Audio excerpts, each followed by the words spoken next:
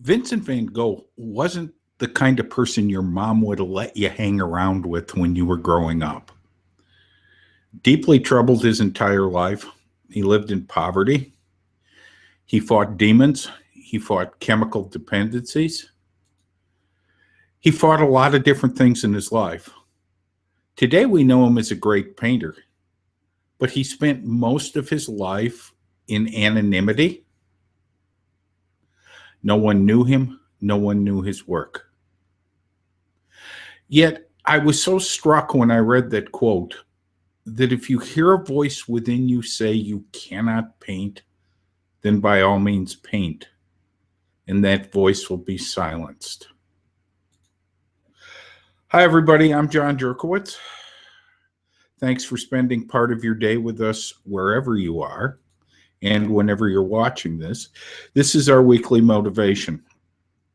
So I don't know about you because you're not sitting here with me, but I can tell you from my own life experience that there were so many times I listened to those voices, both internal and external, that said, you can't do that. You're not old enough. You're too old. You don't have enough experience. You have too much experience. The background for your hangouts isn't the plain white professional background that it should be. Do you realize you talk like someone who grew up on the south side of Milwaukee in a Polish community? But each and every Monday morning, starting about 10 minutes before I begin this broadcast, I get that feeling in my stomach. And if you've ever done anything like this, you'll know what I'm talking about. It's that wonderful, jumpy anticipation of something really great that's going to happen inside of you. I love doing this. I love working with other people. But you know, I have so many people in my life in 62 years have said, wait a minute, you can't do that. You're not. And you know what? They're right. I am not. I'm me.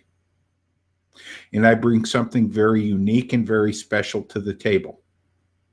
And so do you. So my challenge to you this week is in a way a very brief one. My challenge to you this week says this: what are those voices, whether they come from inside of you through past experience, or those voices externally of people who, just John's opinion, are jealous that you have the courage to move forward and do some of the things that you want to do? My challenge to you this week and to me is to stop listening to those voices and go and do it. Because once you do, those voices, whether they're internal or external, will suddenly be silent. I'm not creating a primrose path for us. There's obstacles, there's challenges, there's things we have to work hard at, there's things we need to overcome. You and I have an opportunity beginning right now to start making that change. Maybe on a very small level, but we have an opportunity to start doing some of those things that those everybody's told us that we can't do. A little bit of a postscript here before I sign off. Every time I go to Los Angeles, I make it a point to go to the Getty Center.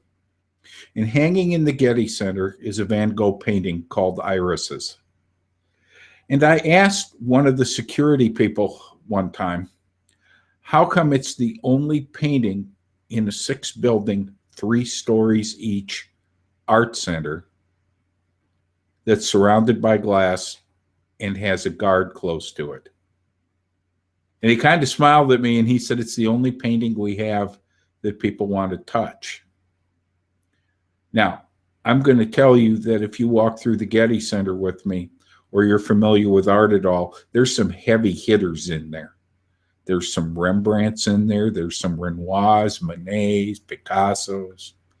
Yet the painting that's attracted the most attention since the Getty Center bought it in 1990, is Van Gogh's irises. Van Gogh died in despair. He took his life in 1896, I believe. He died in his brother's arms. Yet today we're drawn and attracted to this amazing work. He didn't listen to those voices. He painted. So what about you? And what about me? Maybe it's time to find a fresh set of voices. Those voices that say, hey, you can.